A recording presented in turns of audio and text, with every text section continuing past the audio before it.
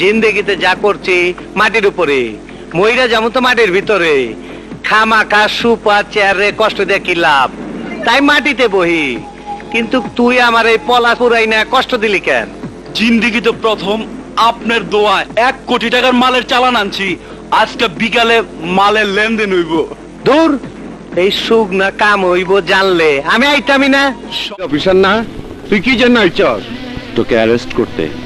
দেন তুমি এবার কি কয়? আমি তো আর এই জায়গায় খেয়ে ফেলাম শুয়ারের বাচ্চা। থাম, তুমি ডিবির লোক?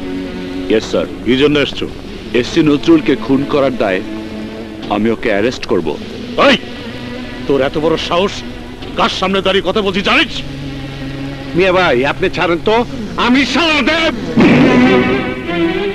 আমি আইনের লোক বলে আইনকে শ্রদ্ধা করতে গিয়ে তোর ওই হাতটা এতদিন ভাঙতে পারিনি, আজও পারলাম না।